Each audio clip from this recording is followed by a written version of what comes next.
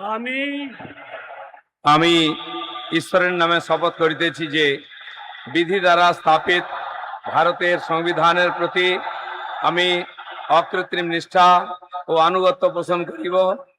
আমি ভারতের সার্বভৌমত্ব ও অখণ্ডতা রক্ষা করিব।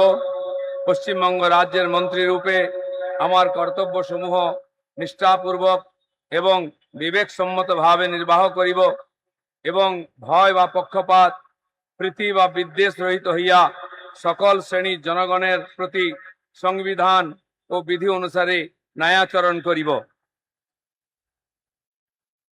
আমি আমি শ্রী দিলীপ কুমার ঘোষ ঈশ্বরের নামে শপথ করিতেছি যে পশ্চিমবঙ্গ রাজ্যের মন্ত্রী রূপে যে কোনো বিষয় যাহা আমার বিবেচনার জন্য আনিত হইবে বা আমি জ্ঞাত হইব, তাহা ওই মন্ত্রী রূপে আমার কর্তব্যসমূহের যথাযথ নির্বাহের জন্য যেরূপ আবশ্যক হইতে পারে তদ ব্যতি রেখে আমি প্রত্যক্ষ বা পরোক্ষভাবে কোনো ব্যক্তি বা ব্যক্তিগণের নিকট জ্ঞাপন করিব না বা প্রকাশ করিব না।